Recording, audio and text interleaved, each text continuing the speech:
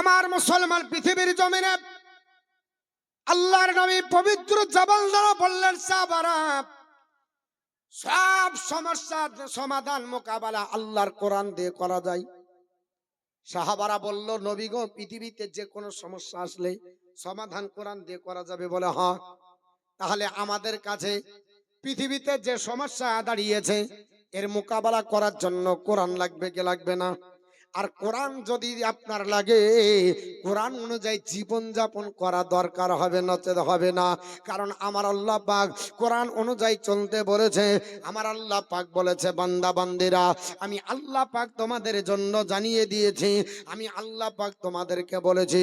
সূরাটির নাম হলো সূরা নিসা, আয়াত নাম্বার 124 মধ্যে মহান আল্লাহ পাক বলে, ওয়া মাইয়ামাল মিনাস সালিহাতি, যারা আপনার সলিহা অর্থাৎ নেক আমল করবে, মিন জাকারিন আও উনসা, সে মহিলা হোক অথবা আপনার ছেলে হোক, তারা যদি আপনার সৎ আমল করে, লাহুম জান্নাতুন তাজরি মিন তাহতিহাল আনহার, আমি আল্লাহ পাক তাদের জন্য রেখেছি জান্নাত, যে জান্নাতের তলদেশে রয়েছে নহর। জোরে বলুন সুবহানাল্লাহ। এবং শুধু তাই নয়, আপনার বলে হ্যাঁ যে পৃথিবীর জমিনে আমার আল্লাহ পাক আপনার বলে হ্যাঁ যে ওই আপনার বান্দা বান্দীদের পরে আল্লাহ পাক আপনার জান্নাতের আপনার হাওয়া খাবে এবং তাদের পরিমাণ আপনার যাররা পরিমাণে কমা হবে না। আল্লাহর নবী বললেন, সাহাবারা আল্লাহর কোরআন অনুযায়ী চলো, তোমাদের জীবন সাকসেসফুল হয়ে যাবে। সাহাবারা বললেন, ইয়া রাসূলুল্লাহ, পৃথিবীতে যতই বিপদে পড়ি আল্লাহর কোরআনের কাছে যেতে হবে। নবী বলল, হ্যাঁ হ্যাঁ হ্যাঁ। এর জন্য কোন ব্যক্তি বলে, টেকরি ফিজিন মাই কোরআন, আমি আল্লাহর কোরআনের শরণাপন্ন হও, এনি প্রবলেম আইল বি সলভ, তোমার সব সমস্যার সমাধান আল্লাহর কোরআন দেবে। আল্লাহর কোরআনের সমাধান পাওয়া যায়। আল্লাহর কোরআন থেকে পৃথিবীর জমিনে সব সমস্যার আপনার সমাধান পাওয়া যাবে, সব আপনার সমাধান মোকাবেলা করা যাবে। সাহাবী রাসূলুল্লাহ বললেন, ইয়া রাসূলুল্লাহ, সব সমস্যার সমাধান যখন পাওয়া যাবে, ওগো নবীজি, কত বড় বড় যদি আপনার সমস্যা আছে, কি করে তার মোকাবেলা করা যাবে? নবী বলছে, এমন কোন সমস্যা নাই যার মোকাবেলা করা যাবে না। এমনকি দাজ্জালও যদি আসে, দাজ্জালের মোকাবেলা করার জন্য পৃথিবীতে মিসাইল ব্যবহার করার দরকার নাই, টাইম বাবের দরকার নাই, আপনার বলে হয়েছে গ্যাসের দরকার নাই, আপনার বলে হয়েছে লাঠি হাসার দরকার নাই। আল্লাহর নবী বললে, পবিত্র কোরআনের জ্ঞান যদি থাকে, দাজ্জালের মোকাবেলা করাটাও তোমাদের জন্য যথেষ্ট। জোরে বল সুবহানাল্লাহ। দাজ্জালের চাইতে কি আর পৃথিবীতে বড় ফিতনা আসবে নাকি? দাজ্জালের চাইতে বড় ফিতনা আর মুসিবত আর আসবে না বাবা। দাজ্জালে এত বড় ফিতনা, আল্লাহর নবী বলেছে, সাহাবারা দাজ্জালে এত বড় ফিতনা হবে। দাজ্জাল যখন পৃথিবীতে আসবে, একজন নারী যদি শাড়ি পরতে গিয়ে অর্ধেক শাড়ি পরা হয়, আর দাজ্জাল তার কণ্ঠে যদি গান তোলে, ওই মেয়েটা বাড়ির ভিতরে আর স্থির থাকতে পারবে না, আর আপনার শাড়ি পরতে পাবে না। অর্ধ উলঙ্গ হবার পরে মেয়েটা পিছন দিকে দাঁড়াবে। জোরে বলুন আস্তাগফিরুল্লাহ। এত বড় দাজ্জালের কণ্ঠ আমার আপনার আল্লাহ দান করবে। দাজ্জালের কণ্ঠের কাছে পৃথিবীর কোন গায়ক গায়িকার কণ্ঠ কম্পিটিশনে দাঁড়াবে না। কোন কম্পিটিশনে কোন গায়ক গায়িকার আপনার বলা হয়েছে কণ্ঠ দাঁড়াবে না। সব আপনার কণ্ঠ সেখানে ধূলিসাৎ হয়ে যাবে। এত কণ্ঠ দিবে দাজ্জালকে, যে একটা নারী অর্ধেক শাড়ি পরা হয়েছে, এখনো পরা হয়নি, এই অবস্থায় কণ্ঠ যদি তোলে দাজ্জাল, নবী বলছে আর শাড়ি পরার সময় পাবে না, অর্ধ উলঙ্গ অবস্থায় পিছন পিছন দাঁড়াবে। তাহলে বুঝতে পেরেছেন দাজ্জাল কেমন মারাত্মক ভয়ানক, কত বড় ফিতনা। এর চাইতে দাদা দিদির ফিতনা কম না বেশি? জোরে বলেন কম? এরা সামান্য বেশি নয়। গোটা মুসলমানকে এক প্ল্যাটফর্মে দাঁড়াতে হবে।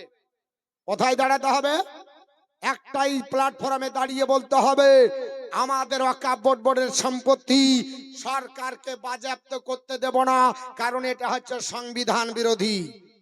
ভারতবর্ষের সংবিধানে কোনো জায়গাতে লেখা নাই যে ব্যক্তিগত সম্পত্তি সরকার তার মুষ্টির মধ্যে নিয়ে আসতে পারে। ওয়াকফ বোর্ডের সম্পত্তি হচ্ছে মুসলমানদের ব্যক্তিগত। এটা আপনার কুলক্ষে না, এটা আপনার কুলাঙ্গার, এটা অপদার্থ। সরকার যদি বাজেয়াপ্ত করে, আমরা তাকে সিগন্যাল দিতে চাই, আগামী ভবিষ্যতে তোমার যে চ্যাটটা আছে এই চ্যাটটা তোমাকে ছিনিয়ে নেওয়া হবে। এরকম যদি দিতে পারেন তাহলে আপনার প্রত্যাহার করতে বাধ্য হবে। আর যদি এখান থেকে বলেন আল্লাহ কোনোদিন মসজিদে যাই না, জুম্মাতে এসেছি, ইমামও ছাড়েন, আল্লাহ তুমি যা পারো করো, তাহলে কাজ হবে না। ভালো করে শোনেন, তাহলে কাজ হবে না।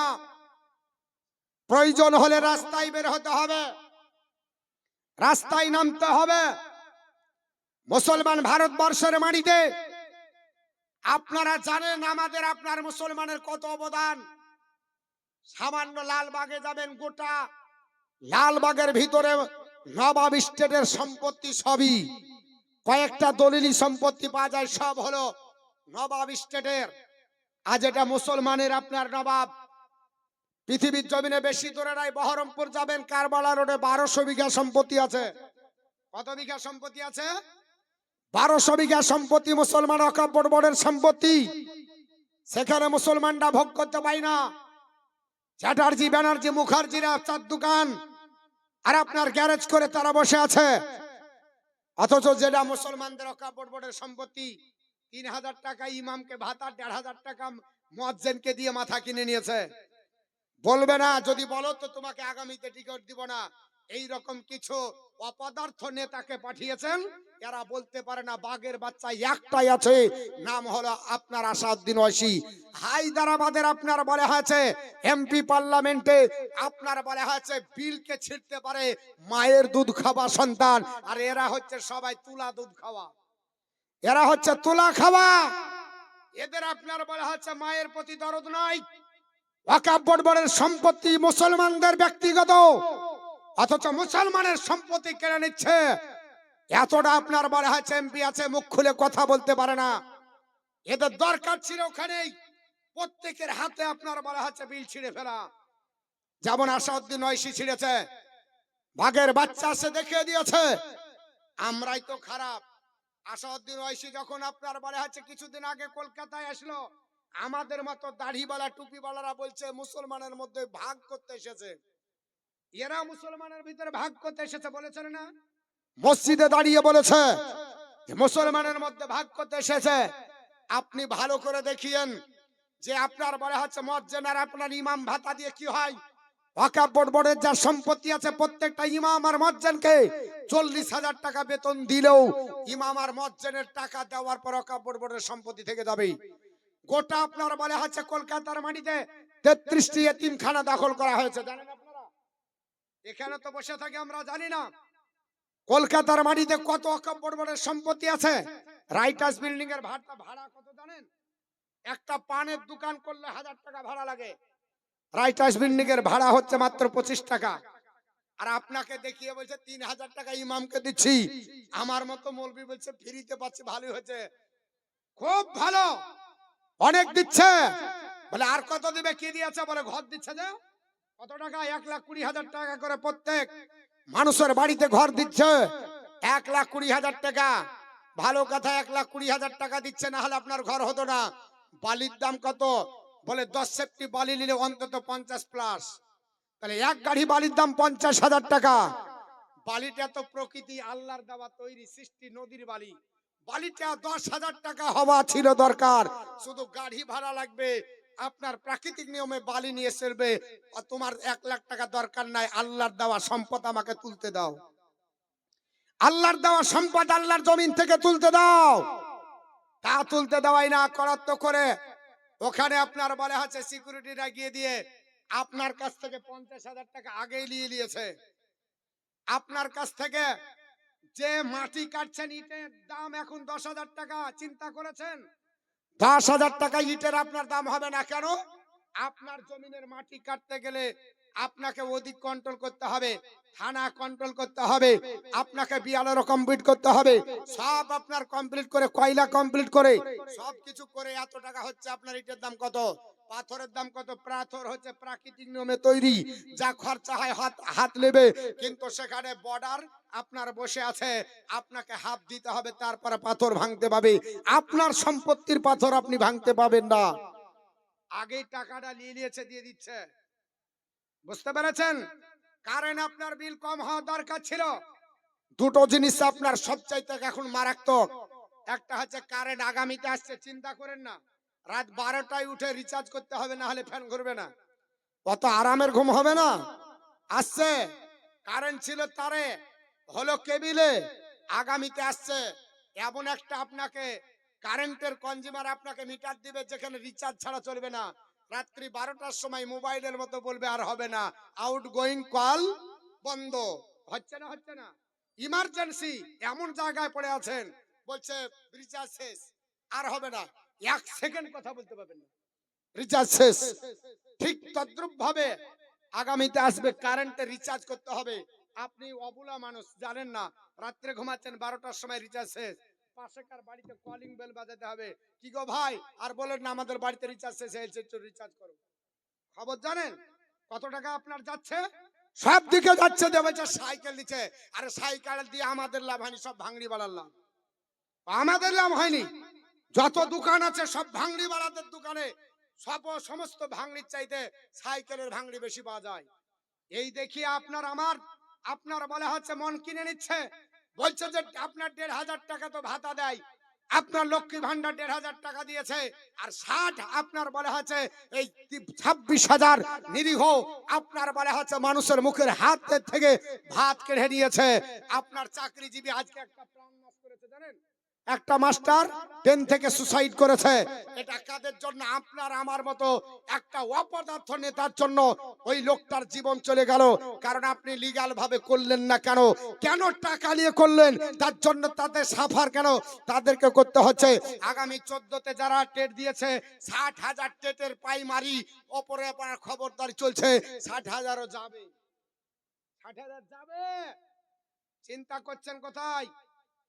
বিটির যারা বিয়ে দিয়েছে এখন এমনি এমনি করছে মাস্টার দেখে, যে আমারটা যায় না তো, আমারটা যাবে না তো। আর মাস্টার প্ল্যান করা হচ্ছে এমন ভাবে, রাত্রে বিল পাস হচ্ছে, সকাল বেলায় চাকরি যাচ্ছে, মুড ঘুরিয়ে নেওয়া হচ্ছে। চাকরিজীবীরা যেন শোবে, মাথা আপনার বলে আছে যেমন সাপের মুখে ফনা তুললে আপনার জংলার বড়ি দেয়, এই রকম করে দিয়েছে। আজ মুসলমান পৃথিবীর জমিনে আমরা হচ্ছে মুসলমান, আমরা আপনার বলে হচ্ছে সাম্প্রদায়িকতার দাঙ্গা চাই না, কিন্তু যখন আমাদের বাপের সম্পত্তি কেড়ে নেবে আমরাও ছেড়ে দেব না। ঠিক না ঠিক বাবা? ময়দানে নামলে দরকার হলে নামবেন কিনা? স্লোগান দিবেন কিনা? ময়দানে নামার দরকার আছে তো? হ্যাঁ, নামতে হবে। আমাদের বাপের সম্পত্তি কেড়ে নেবে আর আমরা চুপচাপ থাকবো, এটা হবে না। মসজিদ আপনার কবরস্থানে কবর মাটি দিচ্ছেন, আগামী দিনে আপনাকে ভিডিও সার্টিফিকেট নিয়ে এসে বলতে হবে যে আমার একটা মানুষ মারা গেছে, কোন জায়গাতে হবে একটু সার্টিফিকেট দেন। জালসা করার জন্য যেমন এখন পারমিশন লাগে, কবর দেওয়ার জন্য পারমিশন ছাড়া হবে না। জেনে নিয়েন, জেনে নিয়ে কবর আপনার দিতে গেলে পারমিশন নিতে হবে। কুরবানির গরু করতে গেলে পারমিশন নিতে হবে যে এই গরুটা দেওয়া যাবে কিনা। আপনি জানেন না খবর, 3 বছর আগেই এর ব্যাপারে বিল হয়ে গেছে। আপনাকে 10 বছর পর বলবে এটা তো 10 বছর আগেই হয়েছিল, তখন তো বলনি। আমরা মুসলমান ওগুলা আপনার বলা হচ্ছে খবর রাখি না। তো মুসলমান পৃথিবীর জমিনে আপনাকে সজাগ হতে হবে। আল্লাহর কোরআনের বিদ্যা আপনার দরকার আছে। নবী বললে কোরআনের বিদ্যা যদি থাকে সব সমস্যার সমাধান করা।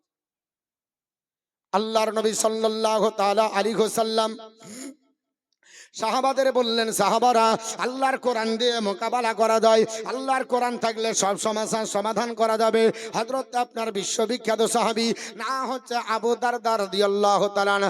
আবু দারদা বললেন, ইয়া রাসূলুল্লাহ, ইয়া হাবিবাল্লাহ, নবী গো, যদি সব সমস্যার সমাধান করা যায়, আপনার দাজ্জালের সমস্যার সমাধান করা যাবে। আল্লাহর নবী বললেন, হ্যাঁ, দাজ্জালের সমস্যার সমাধান করা যাবে। একটা নারী অর্ধ অলঙ্গ অবস্থায় আপনার শাড়ি পরতে ছিল, অর্ধেক শাড়ি পরা হয়েছে, এখন দাজ্জাল তার কণ্ঠে গান তুলেছে, ওই নারীটা শাড়ি পরতে পাবে না, দাজ্জালের পিছন দিয়ে দৌড়াতে লাগবে। একজন মানুষ জুতো পায়ে দিতে আপনার রেডি করে এক পায়ে জুতো পায়ে দিয়েছে, অপর পায়ে জুতো পায়ে দেওয়া বাকি আছে। আল্লাহর নবী বলল, দাজ্জাল তার কণ্ঠে যদি গান তোলে, ওই আপনার বলে হয়েছে লোকটা বা ওই আল্লাহর বান্দা বান্দিটা আর আপনার পায়ে চটি দিতে পাবে না, দাজ্জালের পিছন দিয়ে দৌড়াতে লাগবে। সাহাবাদের চোখে জং চলে আসলো, ইয়া রাসূলুল্লাহ, ইয়া হাবিবাল্লাহ নবী গো, এই অবস্থা যদি হয়ে যায় ঈমান ধরে রাখা মুশকিল হয়ে যাবে, আমল ধরে রাখা মুশকিল হয়ে যাবে। আল্লাহর নবী বললেন চিন্তা নাই সাহাবী, আবু দারদা শুনে রেখে দাও, আল্লাহর কোরআনের 10টা আয়াত মুখস্থ থাকলে দার্সানাব জোরে বলুন সুবহানাল্লাহ। সাহাবী রাসূল জিজ্ঞেস করলো নবীজি কোন 10টি আয়াত? আল্লাহর নবী বলে সাহাবীরা, হযরত আবু দারদা বর্ণনা করে আন আবি দারদা আনিন নবী সাল্লাল্লাহু তাআলা আলাইহি ওয়াসাল্লাম মান হাফিজা আসরা আয়াতিল মিন আউয়ালি সূরাতিল কাহাফ ওয়াসিমা মিনাদ দাজ্জাল। আল্লাহর নবী বললেন সাহাবারা, পৃথিবীর জমিনে পবিত্র কোরআনের সূরাটির নাম হলো সূরাতুল কাহাফ, 15 পারার ভিতরে আছে। এই সূরা কাহাফের 1 থেকে 10 নম্বর আয়াত মুখস্থ করলেন, 10 নম্বর আয়াতের উপর আমল করেন। পৃথিবীতে যে কোনো সমস্যা যদি আসো ওই 10টা আয়াত পড়ে ফুঁক দিয়ে দেন, আল্লাহ আপনার সমস্যার সমাধান করে দেবে। আমার নবী মক্কা ছেড়ে হিজরত করে মদিনা গেলেন, গেলেন না? তো নবী বলছেন আল্লাহ গোটা কাফেররা বাড়ি ঘেরাও করেছে। জিবরিল ইয়া রাসূলুল্লাহ বলে আমি যাব তো চারিদিকে কাফের। আল্লাহ পাক বলেন জিবরিল নবীকে বলো সূরা ইয়াসিনের প্রথম রুকু পড়ে ফুঁক দিবে, ছিটিয়ে দেবে, বাকি কাজ আমি করব। তো নবী যেখানে ফুঁক দিয়ে নিক্ষেপ করলেন, এর মধ্যে কি হিকমত আছে? দুটো দিক। একটা হচ্ছে যে আল্লাহ পাক নবীকে সাহায্য করলেন এবং উম্মত উম্মাতানিকে সাহায্য করবে, তার নমুনা নবীকে দেখিয়ে দিয়েছে। আপনি আমি কি কোনোদিন ইয়াসিন পড়া ফুঁক দিয়ে দেখেছি? একাধবার আমল করেছি? দেখার নবীর প্র্যাকটিক্যাল জীবন থেকে তো কিছু নিতে হবে। যে নবী করলেন, আমাদেরকে তো নবী বলেছে আমার আপনার বলা হয়েছে চরিত্র আমি হচ্ছি তোমাদের জন্য মডেল। লাকাদ কানা লাকুম ফি রাসূলিল্লাহি উসওয়াতুন হাসানা, তোমাদের জন্য উত্তম নমুনা রাসূলুল্লাহর ভিতরে। নবী যদি মডেল হয়, নবী কাফেরের মধ্যে ছুড়লেন, কাফেরের আপনার চোখ বন্ধ হলো, নবী তার ভিতর দিয়ে চলে গেলেন, নিরাপত্তা পেয়ে গেলেন। তো আপনারা আমরাও যদি সূরা ইয়াসিন পড়ি আর এর উপর আমল করি, তো আমাদেরকে আল্লাহ নিরাপত্তা দিবে না? দিবে না? দেবে তো নাকি? তা আমরা তো আমল করি না, কোরআনই তো জানি না, পড়ি না। সকালবেলায় উঠে 2.5 বছরের ছেলেকে ব্যাগ ঘাড়ে করে নিয়ে রাস্তায় দাঁড়িয়ে আছে 1.5 ঘন্টা ধরে। কেন গো? তবে যে গাড়ি এসছে স্কুলে পাঠাবে। 2.5 ঘন্টা ধরে দাঁড়িয়ে থাকে। একটা 2.5 বছরের বাচ্চার জন্য কোনোদিন ক্লান্ত হয় না। আর আপনার বাচ্চার বয়স 26 হলো, বিয়ে করতে যে কলমাটা পড়তে পারে না, এর থেকে আর কি আছে? আপনি শুধু সংখ্যাই মুসলমান, আপনার মধ্যে মুসলমানের আপনার সংজ্ঞা আছে অনুযায়ী কি আছে? মুসলমান আপনার আপনি দাবি করবেন কি দিয়ে? আপনার মুসলমান আপনি যে আপনি কি দিয়ে দাবি করবেন? What is the definition of Muslim? মুসলমান কারে বলে? বলে হুজুর জানেন না, এত বড় বড় দাড়ি, এত বড় বড় টুপি, এত আপনার বলা হচ্ছে গরু মাংস খাই, এটা করি ওটা করি। আরে a Muslim is one who surrender himself to the will of Allah. একজন মুসলমান তাকে বলা যাবে যিনি আল্লাহর ইচ্ছার কাছে আত্মসমর্পণ করেছে। আর আমার আল্লাহ পাক বলেছে ওয়াল্লাযিনা ইয়াবিতুনা লিরাব্বিহিম সুজদান ওয়া কিয়ামা and those who believe spend the night বিওল আন্ডারস্ট্যান্ডিং বিফোর দ্য লর্ড। আমার প্রেমিক প্রেমিকা বান্দা বান্দি তারা যারা রাত্রি কাটাবে কিয়ামার সাজদায়, আর আমরা তারাই আপনার রাত্রি কাটায় কিরামে আর তাসে আর তার দোকানে। এরা হলো আমরা আল্লাহর বান্দা বান্দি। যারা ক্যারাম বোর্ডে তাসে আর আপনার বলা হচ্ছে পাবজি ফ্রি ফায়ার কাটায়, এরা আল্লাহর প্রেমিক প্রেমিকা হতে পারে না, এরা সব শয়তানের গোলাম। তো শয়তানের গোলামে তুই করার পর আল্লাহর কাছে ডাকলে আল্লাহ ক্ষমা করবে? আল্লাহ বলছে আমার প্রেমিক প্রেমিকা রাত্রি কাটাবে কি আমার সেজদায়, মানে দাঁড়িয়ে দাঁড়িয়ে নফল নামাজ পড়ে সেজদার মাধ্যমে যদি সেজদাই পড়ে কান্না করেন, অবশ্যই আল্লাহ সাড়া দেবে। প্রত্যেকটা আপনার মুসলমানকে নামাজি হতে হবে, প্রত্যেকটা মুসলমানকে ইসলামিক ল অনুযায়ী চলতে হবে, প্রত্যেকটা মুসলমানকে কোরআন শিখতে হবে। 100%, 100 জন হলে 100 জনকে কোরআন পড়তে হবে। তবে যদি আপনি ডাক দেন, পৃথিবীর কোনো সমস্যা নাই যে আপনার কাছে আঙ্গুল তুলে দাঁড়াতে পারে, কারণ সাহাবীরা যতজন ছিলেন ততজনই আপনার কোরআন হাদিসের বিজ্ঞ পণ্ডিত ছিলেন। এর জন্য কেউ তাদের কাছে দাঁড়াতে পারেনি। আর আমাদের মধ্যে শুধু ইমাম যা করবে তাই, সব গলা হা আলাদ্রি। ঠিক না বে ঠিক বাবা? হ্যাঁ, জিজ্ঞাসা করেন অনেক ব্যক্তি কলমা জানে না। বিয়ে পড়াতে যে কত কষ্ট গো। হ্যাঁ, মৌলবী মানুষ আমাদের কষ্ট হয়, কলমাটাও পড়তে পারে না, ও জীবনে কোনোদিন বাড়িতে কলমাই পড়েনি। এর জন্য আপনারা বলে আছে কলমা পড়তে কষ্ট হয়ে যায়। আমার মুসলমান আজকে তাহলে আমরা কোন জায়গায় আছি? আমার কথায় অনেকে রাগ হবে, কিন্তু প্র্যাকটিক্যাল আপনি মিলাবেন, যেটা বাস্তব হচ্ছে আমি সেটার উপর আলোচনা করছি। আল্লাহর নবী সাল্লাল্লাহু তাআলা আলাইহি ওয়াসাল্লাম বললেন সাহাবারা, আর আর একটু বেশ দাও না, আর একটু বেশ দাও ভাই, একটু মুখ সরিয়ে হচ্ছে, একটু বেশ দাও। আল্লাহুম্মা সাল্লি আলা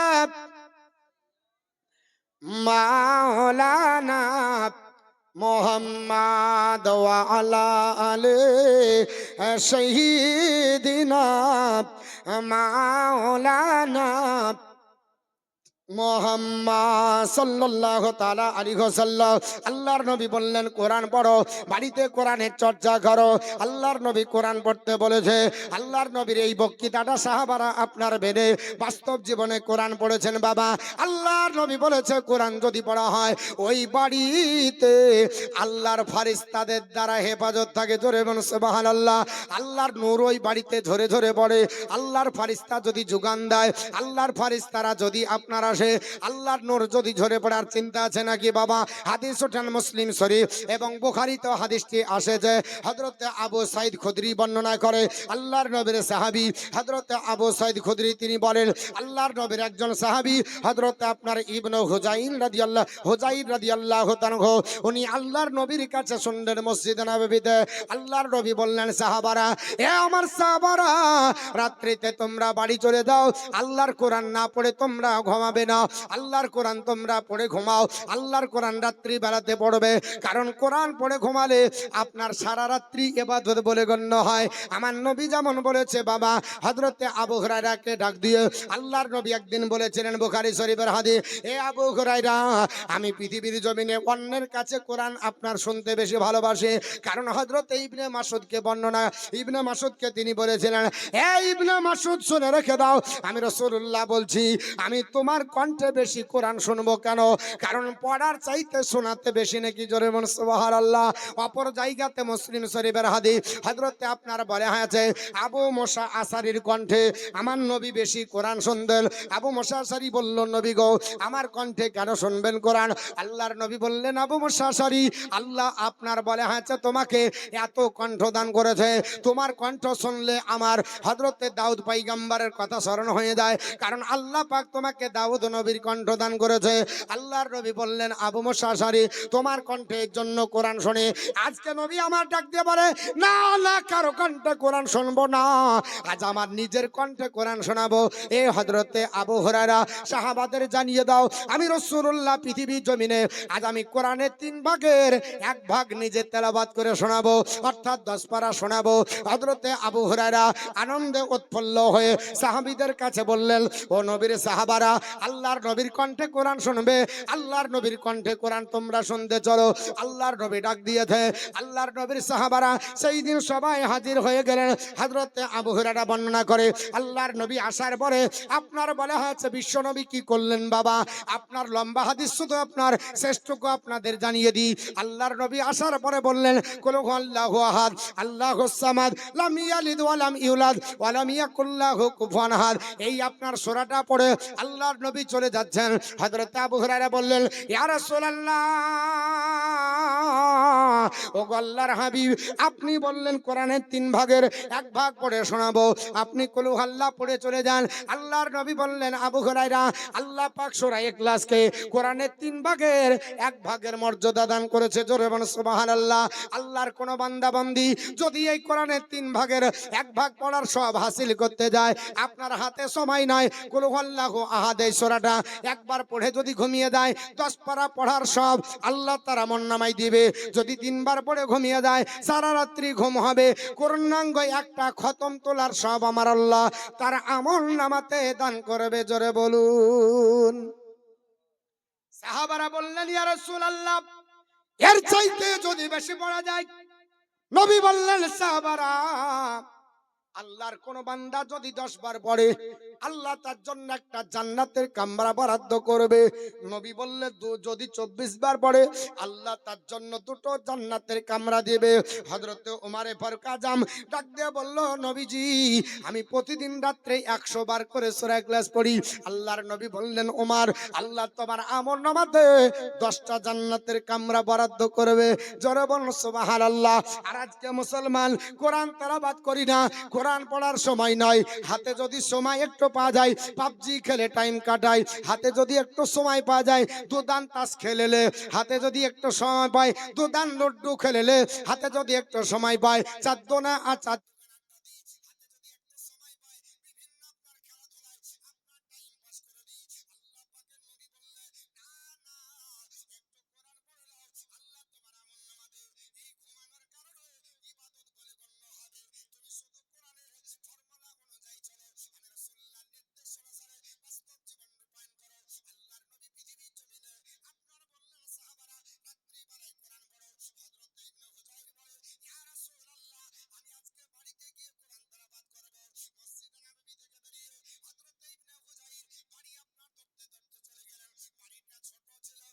জায়গা বেশি ছিল না, আপনার তার আস্তাবল মানে ঘোড়ার একটা আপনার গুহাল ছিল, যে ঘোড়ার আপনার আস্তাবলে নিজের ছেলেকে শুইয়ে রাখতেন এবং ঘোড়াটাকে বেঁধে রাখতেন।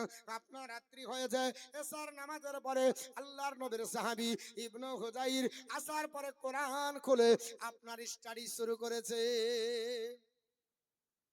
ইবনে হুজাইর বলে জামলি কোরআন তেলাওয়াত শুরু করেছি, সঙ্গে সঙ্গে অবলা জানোয়ার ঘোড়া জানো লাচা খোদা আরম্ভ করে, জোরে বলুন সুবহানাল্লাহ। ঘোড়া লাচতেছে, ইবনে হুজাইর ঘোড়ার লাচা খোদা দেখে ভয় খেয়ে গেছে। কেন ভয় পেলেন? কারণ হলো উনার বাড়ির সংকীর্ণ ছোট জায়গা, আস্তাবলে ঘোড়ার পাশে নিজের ছেলের নাম ছিল ইয়াহিয়া, ওনাকে ঘুমিয়ে রেখেছে। উনি ভয় করলেন যদি ঘোড়া লেচে আমার ছেলের উপরে উঠে পড়ে, আমার ছেলেটা প্রাণে মারা যাবে। এর জন্য ভীতি সন্ত্রস্ত হয়ে উনি এইভাবে কোরআন বন্ধ করে দিলেন। যেমনি বন্ধ করে দেওয়া ফাঁকারা আবার পড়েছেন, ঘোড়া আপনার লাচাকোদা বন্ধ করলো, ফাঁকারা আবার কোরআন পড়তে শুরু করেছেন।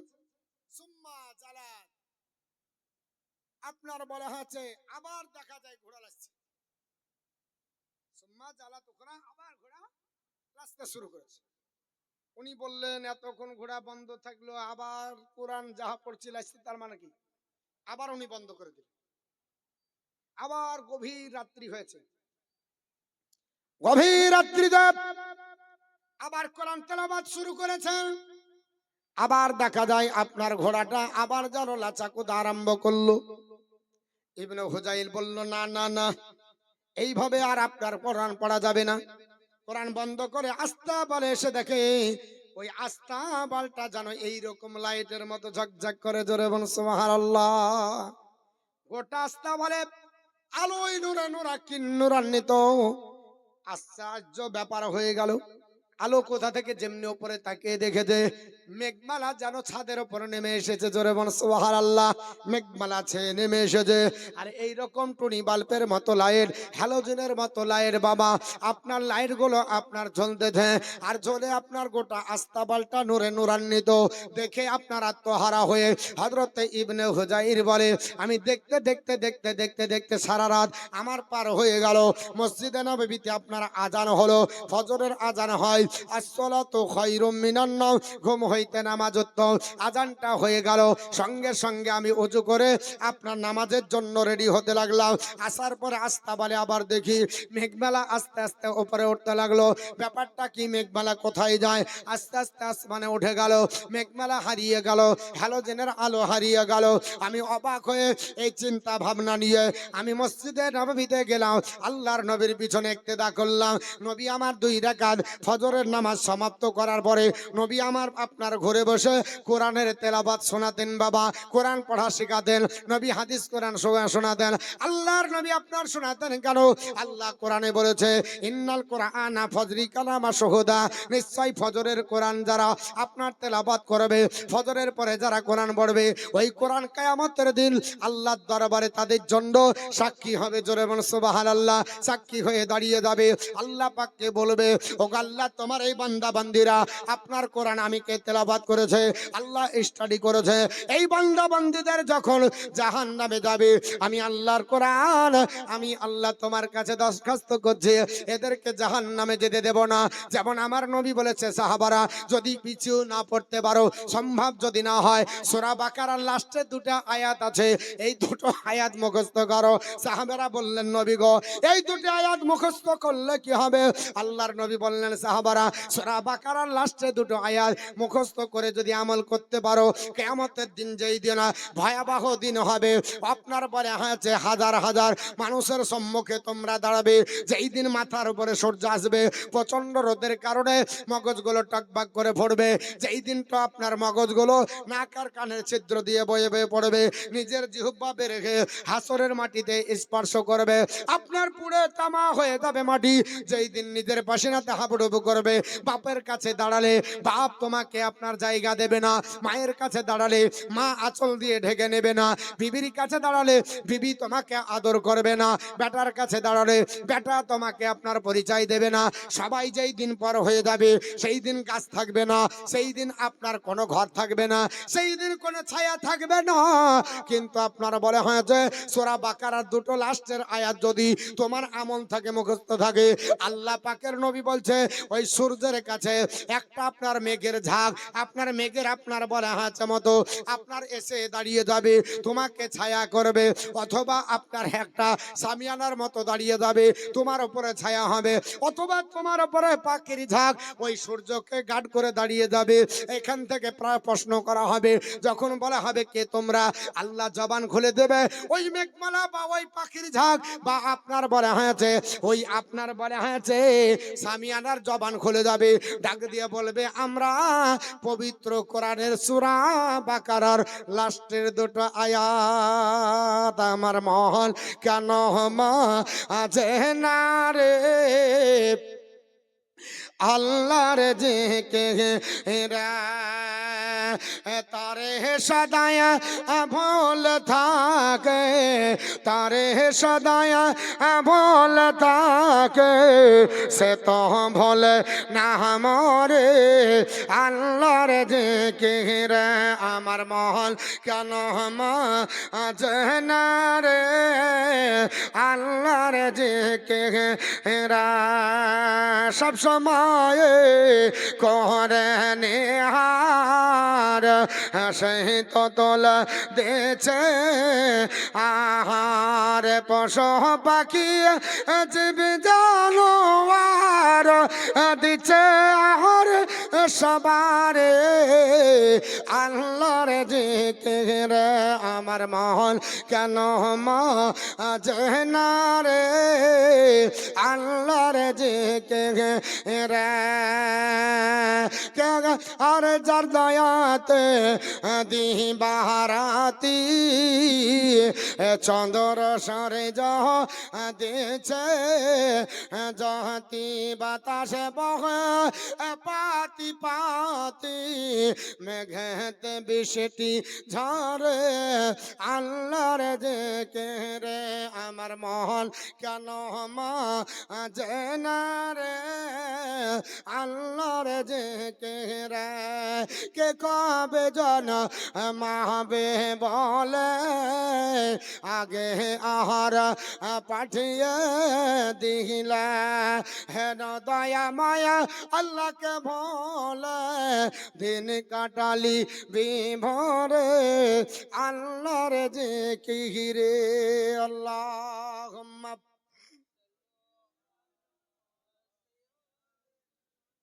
মাওলানা ওয়ালা আলি মাওলানা মুহাম্মদ সাল্লাল্লাহু আলাইহি ওয়াসাল্লাম। আল্লাহর নবীর আপনার সাহাবারা কোরআন পড়তেন, নবী বললেন ওই কোরআনের দুটো আয়াত তোমার সামনে দাঁড়িয়ে ছায়া করবে। তাহলে আমল দরকার আছে না নাই? পড়বো না পড়বো না?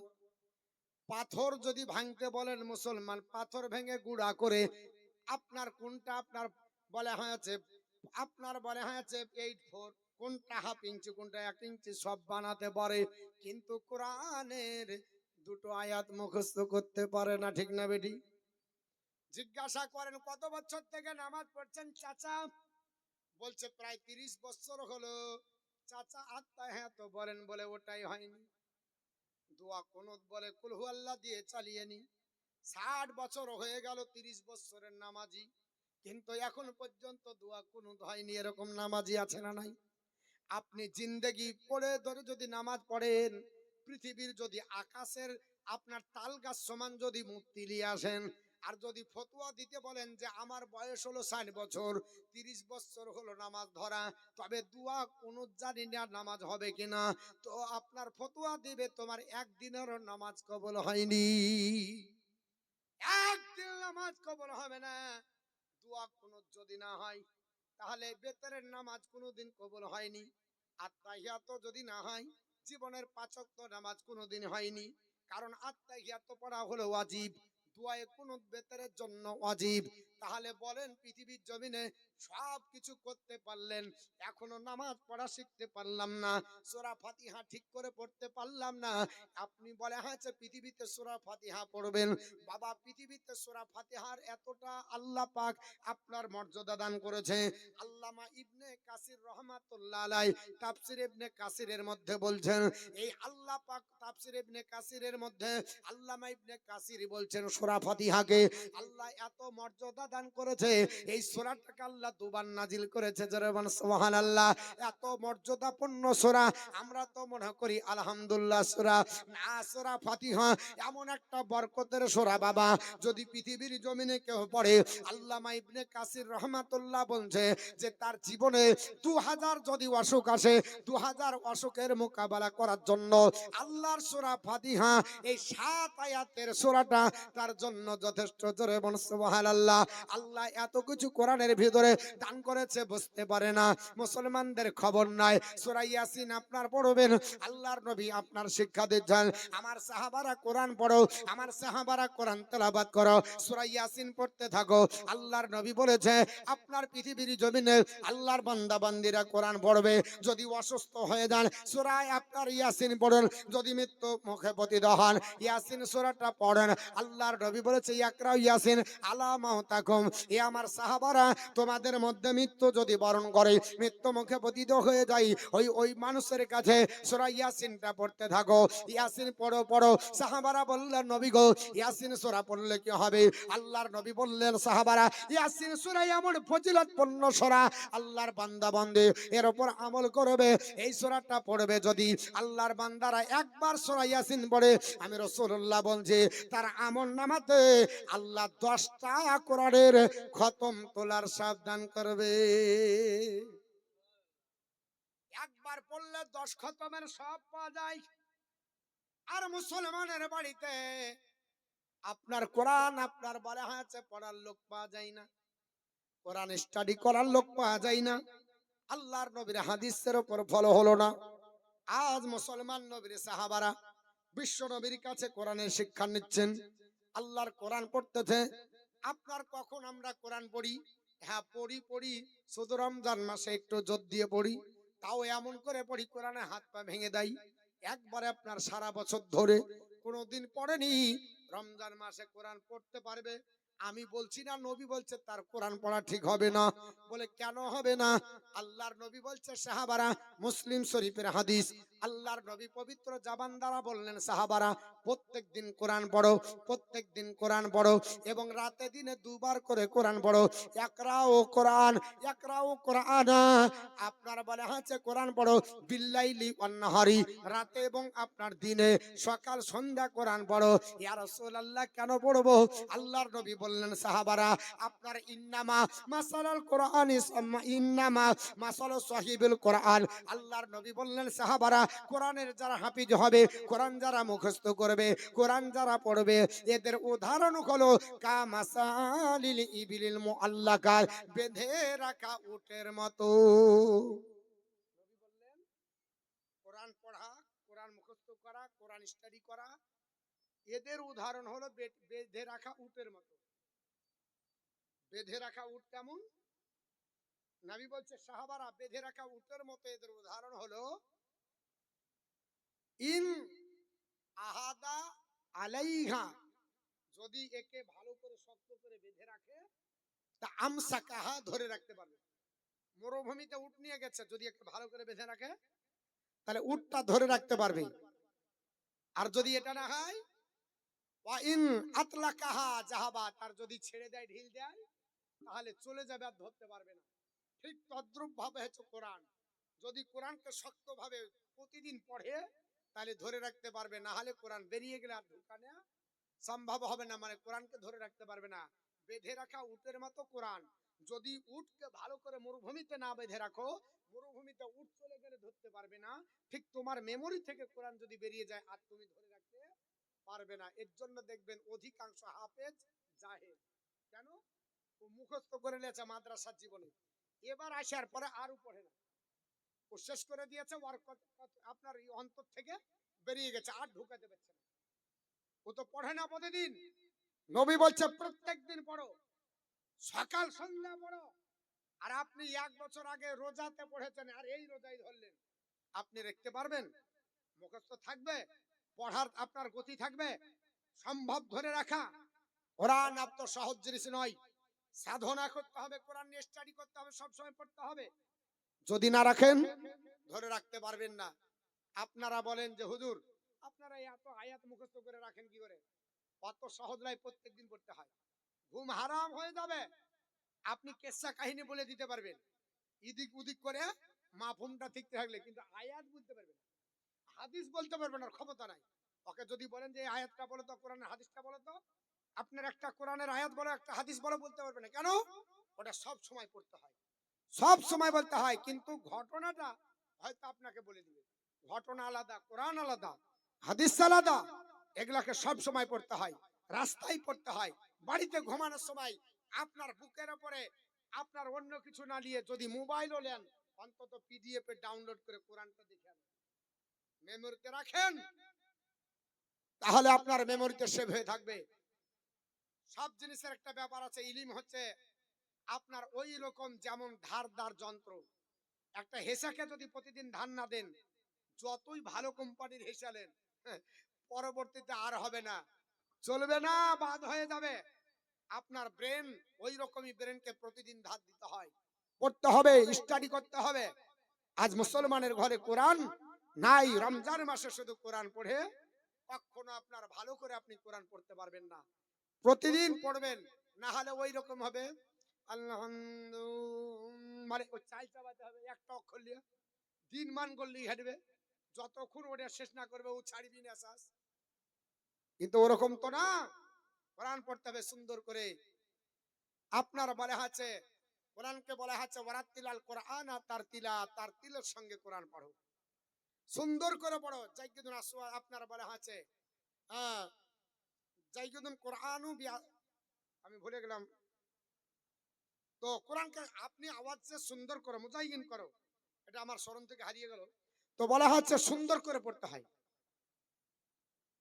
সুন্দর করে কোরআন পড়তে হবে। আর সারা মাস চলে গেল, সারা দিন চলে গেল, সারা বছর চলে গেল, রমজান মাসে ঝুল ঝাড়িয়ে এবার লাগে আছে বান্না মেরে 3 খতম দিবে, আর 14 পুরুষের ক্ষমতা নাই, একটাও পুরো না। হ্যাঁ বলছে যে 3টা খতম দিয়া গা উড়ব, একটাও হয়নি। সূরা ফাতিহা তো কবার গোল মেরে চাল্লাই ভালো, 3 খতম তো দূরের কথা, সূরা ফাতিহা ঠিক করে হয়নি। বুঝতে পেরেছেন? নবী আমাদের যে নির্দেশ দিয়েছে সেই নির্দেশ অনুযায়ী চলতে হবে। ইনশাআল্লাহ আমরা কোরআন পড়বো, জোরে বলুন পড়বো তো। মুসলমানদের সবচাইতে বড় হাতিয়ার কোরআন। এর জন্য তো কোরআনের প্রথমেই নামই হলো কোরআন। কারা ইয়াকরাউ কারানান, তেলাওয়াত করো, পঠিত গ্রন্থ, পড়ার বই, তুলে রাখার বই না, পড়ো, সব সময় পড়ো।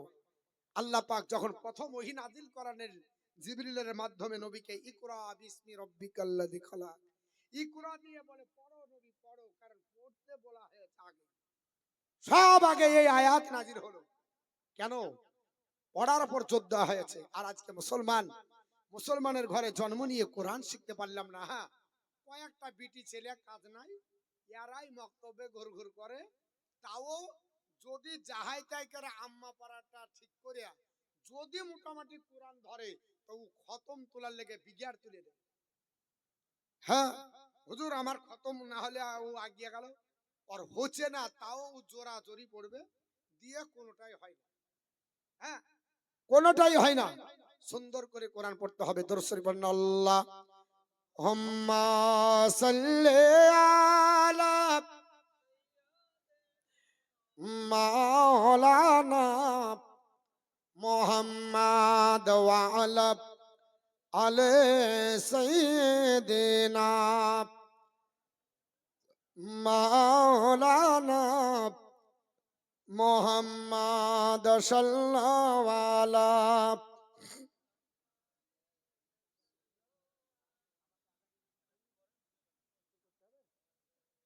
ওয়া আলা আলে সাইয়্যিদিনা মাওলানা মোহাম্মদ সাল্লাল্লাহু তাআলা আলাইহি সাল্লাম।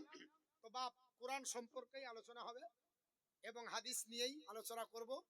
তার আগে যেহেতু কবরস্থানের জালসা, আল্লাহর নবীর সাহাবী হযরতে বারা বিন আজিব রাদিয়াল্লাহু তাআলা তিনি বর্ণনা করেন যে নবী পাক সাল্লাল্লাহু আলাইহি সাল্লাম বলছেন, এ আমার সাহাবারা, এ আমার সাহাবারা, কলা ইয়াতিহি মালাকানে, দুইজন ফেরেশতা কবরের মধ্যে হাজির। কজন ফেরেশতা আছে? দুজন। এই ফেরেশতা দুজনের নাম কি গো?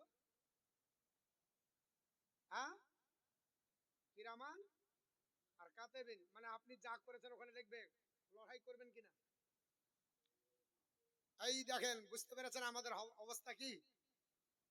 হ্যাঁ, এই দেখেন, ওটা উল্টা পাল্টা হয়েছে।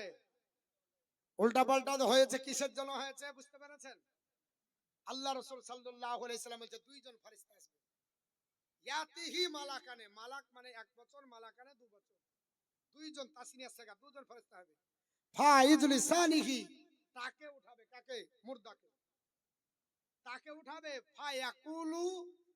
ফায়াকুলানে লাহু, এবং তারা দুজন তাকে জিজ্ঞাসা করবে, মার রাব্বুকা, তোমার প্রভু কে? ফায়াকুলু, মুর্দা বলবে, রাব্বি আল্লাহ। যদি সে সৎ হয়, আমার প্রভু আমার আল্লাহ। আপনার বলা হয়েছে ফায়াকুলানে লাহু, আবার তাকে জিজ্ঞাসা করবে, মা দিনুকা, তোমার দিন কি? ফায়াকুলু, সে বলবে, দিনী আল ইসলাম, আমার ধর্ম হলো ইসলাম। যদি ইসলামের উপরে থাকে, ইসলামের উপরে থাকবে, থাকার পরে অন্য জায়গা তো গুজামিল দিবে, তাহলে তো হবে না। ইসলাম কাকে বলে? ইসলাম এর অনেক আপনার সংজ্ঞা আছে। আগে কয়েকটা প্রশ্নের উত্তর করি, তারপরে আপনার বলা হচ্ছে বলবো।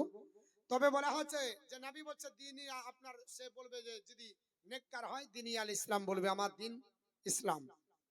আবার ফায়াকুলান লাহু, তাকে আবার জিজ্ঞাসা করা হবে, এ আল্লাহর বান্দা, তুমি বলো। বলা হবে, মা হাজার রাজুল আল্লাজি বুইসা ফিকুম, এই হাদিসে এটা আছে। অন্য হাদিসে মা তাকুল ফি হাকি হাজার। আর এই হাদিসটাতে বলা হয়েছে, জিজ্ঞাসা করা হবে, মা হাজার রাজুল আল্লাজি বুইসা ফিকুম, এই মানুষটাকে চিনো? এটা কে যা তোমাদের ভিতর থেকে তোমাদের কাছে পাঠানো হয়েছে? বলো এটা কে? নবীকে দেখানো হবে। সঙ্গে সঙ্গে কলা, আপনার ফায়াকুলু, সঙ্গে সঙ্গে ওই আল্লাহর বান্দা যদি নেককার হয়, বলবে, হুয়া রাসূলুল্লাহ সাল্লাল্লাহু আলাইহি সাল্লাম, ইনি হচ্ছেন আল্লাহর রাসূল। এই তিনটি প্রশ্নের উত্তর দেওয়ার পরও জান্নাত জাহান্নামী ডিসাইড হবে না। ভালো করে বুঝুন, তিনটি প্রশ্ন হবার পরও জান্নাত জাহান্নামী হলো না। একটা প্রশ্নের উত্তর দিয়েছে, আমার রব আল্লাহ সত্য, দিন ইসলাম, আমার ধর্ম ইসলাম। নাবিকে দেখিও বলা হবে, তো বলবে ইনি আমাদের নবী মুহাম্মদ সাল্লাল্লাহু আলাইহি ওয়াসাল্লাম। তারপরও এখনো ডিসাইড হয়নি, তারপর আবার জিজ্ঞেস করবে, মা তাদরিক, তুমি কি করে বুঝলে ইনি আল্লাহ রাসূল? তুমি কি করে বুঝলে? জানলে কি করে? তুমি কি করে জানলে এটা? সঙ্গে সঙ্গে আল্লাহর বান্দা যদি নেককার হয়, পরহেজগার হয়, সঙ্গে সঙ্গে বলবে, ফায়াকুলু, সে বলবে, এ আল্লাহর ফেরেশতা, আপনার ফা কারাআতু কিতাব আল্লাহ, আমরা আল্লাহর কিতাব পড়েছি। জোরে বলো সুবহানাল্লাহ। আল্লাহর কিতাব পড়েছি, ওয়া আমানতু বিহি, আর তার উপর ঈমান এনেছি, আর সাদ্দাকতু, আর সত্য বলে মেনে নিয়েছি। আর যখনই সত্য বলে মেনে নিবে, কিতাব পড়ে মানে কোরআন পড়ে, কোরআন পড়ার পর ঈমান এনে সত্য বলে মেনে নিয়েছে, সঙ্গে সঙ্গে আল্লাহর তরফ থেকে আওয়াজ আসবে, যেমন আমার নবী বলেছে, আল্লাহ পাক বলেছে, আপনার ওই সময় আল্লাহ পাক বলবে, ফা জালিকা কাউলুহু, আল্লাহ তাআলার কথা উদ্ধৃতি দিয়ে বলবে, সত্যবাদী তারা যেভাবে ইমানদার সত্য কথা বলেছে, এদের আপনার বাস্তবে তাদের পরিপূর্ণ বদলা দেওয়া হবে, সত্য বলে তাদের কথাকে প্রাধান্য দেওয়া হবে। অনেক বড় হাদিস, লাস্ট পর্যন্ত, শেষ পর্যন্ত বলা হবে যে আপনার বলা হয়েছে, আপনার তাকে কি করো, ফা আফরিসু, আপনার ফা ইউনাদি, আপনার বলা হয়েছে নেদা দেওয়া হবে, ফা ইউনাদি মিনাস সামাই, আসমান আসমান থেকে একটা আওয়াজ আসবে, আওয়াজ আসবে, আসার পরে বলবে আন সাদাকা আব্দি, আমার বান্দা সত্য বলেছে, ফা আফরিসুহু মিনাল জান্নাত, জান্নাত থেকে তাকে লেবাস পরিয়ে দাও, ওয়া আলবিসু মিনাল জান্নাহ, আর জান্নাতের পোশাক তাকে পরিয়ে দাও, বিছানা জান্নাতের বিছানা কবরে বিছিয়ে দাও, জান্নাতের পোশাক তাকে পরিয়ে দাও। আপনার বলা হয়েছে এবং তাকে আপনার তার জন্য ফা আফতাহু লাহু বাবান ইলাল জান্নাহ, আর জান্নাতের দরজা তার জন্য খুশিয়ে দাও, যেন জান্নাতের খুশবু তার কবরে পৌঁছায়। জোরে বল সুবহানাল্লাহ। জান্নাতের খুশবু আসবে, মেওয়া আসবে, ফল আসবে। আল্লাহ এত বড় তাকে আপনার কবরটা বানাবে, হাদ্দে নাজার, যতক্ষণ আপনার তার নজর যাবে। তো এই কবরের জন্য আমি বড় হাদিস কেটে ছেটে বললাম, হাদিস বলতে গেলে অনেক সময় লাগবে, যেহেতু হুজুর বলেছে এরকম সম্পর্কে অনেক কিছু শুনছিলাম কবর সম্পর্কে, তার জন্য আমি বললাম না। একজন আল্লাহর বান্দার কাছে 1,000 টাকা লাগবে কবরের গায়ের, আপনার বলা হয়েছে যেহেতু উন্নতি কল্পে জালসা কবরস্থানের, এই কবরস্থানে আপনাকে আমাকে সবাই যেতে হবে। 1,000 টাকা কেউ দিতে পারবে? আছে আল্লাহর কোনো বান্দা 1,000 টাকা দিতে পারবো? আছে কোনো মাদারনি? আপনি? ও মসজিদের, আচ্ছা আচ্ছা, কবর এই কবরস্থানের জন্য না, মসজিদের জন্য। আচ্ছা, মসজিদের জন্য তো আরো ভালো। আল্লাহ রাব্বুল আলামিনের নবী আমার বলেছেন, আমার সাহাবারা, রাজুল কালবুহুন মুআল্লাকুন ফিল মসজিদ, যার হৃদয় মসজিদের সঙ্গে লেগে যায়, আমি রাসূলুল্লাহ বলছি তার জায়গা আল্লাহর আরশের নিচে হয়ে যায়। জোরে বলুন। তো মসজিদকে ভালোবাসলে তো হবে। মসজিদের ভালোবাসাতে 1,000 টাকা দান করেছেন মাওলানা জাহিদুল ইসলাম সাহেব। তিনি দান করেছে দাদা দাদির নামে, আপনার মায়ের নামে। আত্মীয় স্বজন গহীন অন্ধকার কবরে গেছে, আল্লাহ তিনার আত্মীয় স্বজন এবং তার আপনার বলা হচ্ছে খানদানের পূর্বপুরুষ যারা গেছে, আল্লাহ সকলকে জান্নাত নসিব করে। জোরে বলুন আল্লাহুম্মা আমিন। একজন ব্যক্তি চেয়েছিলাম, একজন দিয়েছেন। বাপ আপনার বলা হচ্ছে আল্লাহর ঘর মসজিদ কারাবাদ করবে, মহান আল্লাহ পাক বলে ইন্নামা ইয়ামুরু মাসাজিদ আল্লাহ মান আমানা বিল্লাহি ওয়াল ইয়াউমিল আখিরি ওয়া আকামাস সালাতা ওয়া আতাজ যাকাতা ওয়া লাম ইয়াখশা ইল্লাল্লাহ। আমি আল্লাহ পাক আমার ঘর তাদের দ্বারা আবাদ করে নিব যারা আমি আল্লাহকে বিশ্বাস করে, যারা আপনার বলা হয়েছে আখিরাতকে বিশ্বাস করে, যারা নামাজ কায়েম করে, যারা যাকাত প্রদান করে, আমি আল্লাহ ছাড়া কাউকে ভয় করে না, আমি আল্লাহ তাদের দ্বারাতে আমার ঘর আবাদ করে নিব। জোরে বলুন সুবহানাল্লাহ। আল্লাহর ঘরের আবাদের জন্য আর একটা লোক 1,000 টাকা দিতে পারবো? আছে কোন আল্লাহর বান্দা? 1,000 টাকা, এতগুলো মানুষ আছেন, 1,000 টাকা আমি বেশি নাই, 2 থেকে 3 মিনিট আপনাদেরকে বিরক্ত করব। আপনার বলা আছে মা, আপনাদেরকে 2 থেকে 3 মিনিট আমি বিরক্ত করব, আমার পরে দুর্দান্ত বক্তা একবারে সুর করে জীবনী করবে, অসুবিধা নেই। আমি আপনাদেরকে কয়েকটি আমলের কথা বললাম, যেহেতু কবরস্থানের জালসা বলেছিল, আমাকে যখন দাওয়াত দেয় তবে হুজুর কবরস্থানের জালসা, তো আমি ভাবছি যে কবরস্থানে তার মানে কবরের সম্পর্কে বেশি, একটা আমল সম্পর্কে বেশি বলতে হবে। তো আমলেরই আমাদের দরকার, এর জন্য আমল আপনার সব জায়গাতেই দরকার, মসজিদ হলেও আমলের দরকার, কারণ মসজিদে গেলে আমল করতে হবে, কবরস্থানে ঢোকার আগে আমল করে ঢুকতে হবে। নাকি বলছেন? না ডাইরেক্ট ঢোকা যাবে? ডাইরেক্ট ঢুকলে কি হবে দাঁড়ান বলছি, ডাইরেক্ট ঢুকলে কি হবে আর আমল করে ঢুকলে কি হবে? তো মা বোন যারা আছেন 1,000 টাকা করে যারা আছেন, আমি আপনাদের সকল মাকে বলবো যে 1,000 টাকা করে, তারপরে আমার পরেই নাচ শুনতে পাবেন, গজল শুনতে পাবেন, মানকাবাত শুনতে পাবেন, আপনার জীবনী শুনতে পাবেন। আমি আপনাদের কাছে হাদিস কোরআন নিয়ে আলোচনা করছি এবং হাদিস কোরআন নিয়ে ইনশাআল্লাহ আলোচনা করব, কারণ বর্তমান যুগে এখন আমলের খুবই অভাব। মানুষ জনসংখ্যা বেড়েছে, জালসা বেড়ে গেছে, আমল বাড়েনি। এখন আপনার বলা হচ্ছে বক্তাও বেরিয়েছে, কিন্তু বক্তার আমলের বক্তা বেরিয়েনি, আমল করা বক্তা কম। আপনার বলা হচ্ছে বক্তা বাড়িয়েছে, হাদিস কোরআন বলা বক্তা কম, এরকম হচ্ছে না? সবাই আপনার বলা হচ্ছে হাদিস কোরআন থেকে এড়িয়ে যাওয়ার চেষ্টা করছে, কারণ হাদিস কোরআন বলতে গেলে একটু কথাটা একটু শক্ত হয়, কর্কশ হয়।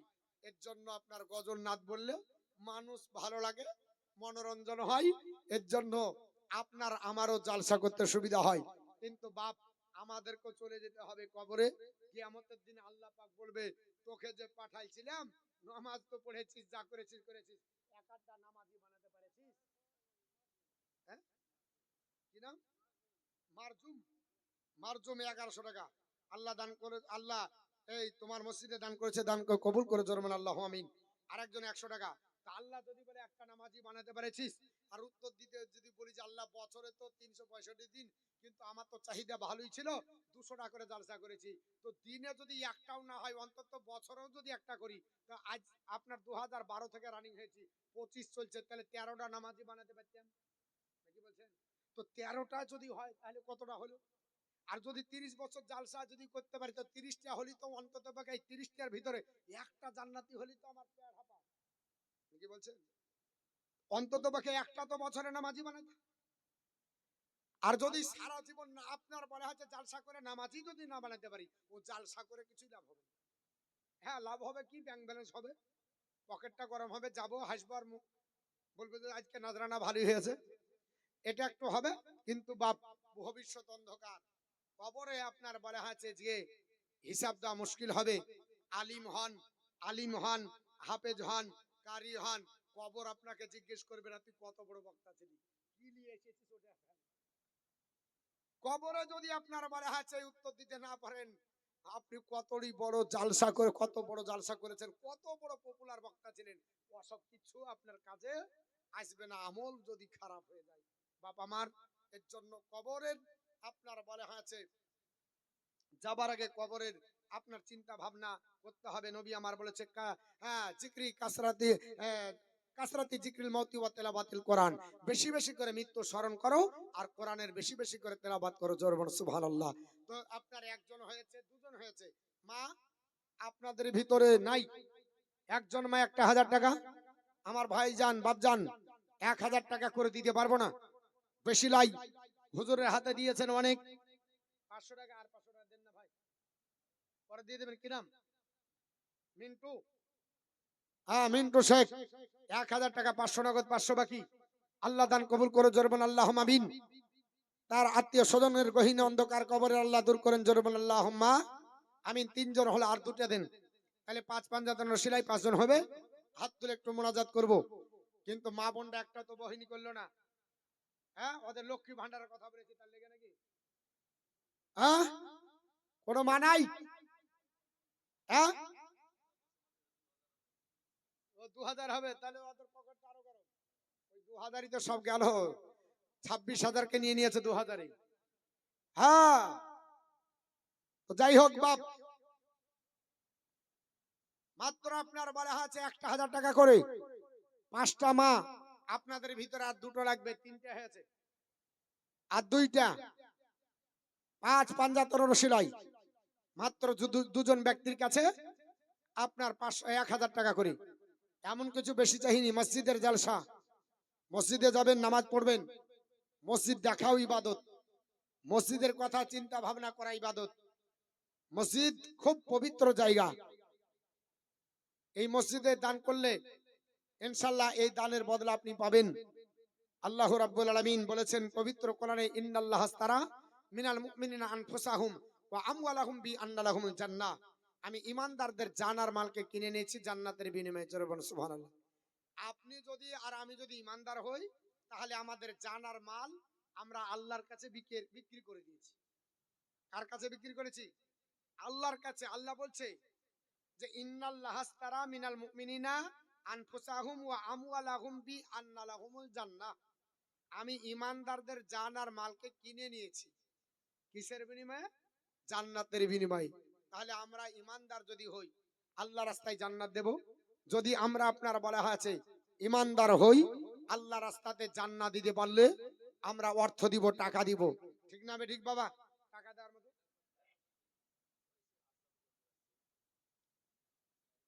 শোনেন, একটা ঐতিহাসিক জালসা বললাই, এটা একবার কনফারেন্স। পশ্চিমবঙ্গের যত মৌলবি মাওলানা হাফেজ কারি থাকবে, অন্তত পক্ষে যে যেখানে খবর পাবে, অন্তত পক্ষে হলেও কিছু অংশ যাবে, দাওয়াত থাক আর না থাক। এখানে 3জন ব্যক্তির নাম আছে, তার মধ্যে হুজুর আসজাদ রেজা মাদ্দাজিল্লাহুল আলী ওয়াল কুদসি, উনি থাকবেন। উনি হচ্ছেন হুজুর আখতার রেজা, আপনারা নাম শুনেছেন, আজহারি মিয়া যাকে বলা হয়, যিনি তাজুস শরিয়াত জাল্লাকাব, ওনার ছেলে সাহেবজাদা, উনি এই বাড়ি প্রথম আসছেন। এইবারই পশ্চিমবঙ্গে প্রথম আসছেন। আসবে কোথায়? ভরতপুর। ভরতপুর এলাকায় উনি আসবেন আগামী 15 এপ্রিল। ওই দিনে আপনারা সবাই যোগাযোগ করে সেখানে যাবেন। কনফারেন্স হবে, 3 জন মার্দে মুজাহিদের আপনার দর্শন করবেন। আপনাদের সকলের জন্য জনগণের পক্ষ থেকে দাওয়াত থাকলো। ও বলছিলাম যেটা, একজন দুজন হয়েছে, 3 জন হয়েছে। মেয়েরা দিয়েছে, ওইভাবে নিয়ে এসেছেন। ব্যাগ নিয়ে যান। এটা তো খুচরা হয়েছে, একটু গুটাগুটি। বাবলু চাচার স্ত্রী 1000 টাকা। আল্লাহ দান কবুল করুন, জোরে বলেন আল্লাহুম্মা আমিন। তাহলে কটা হলো?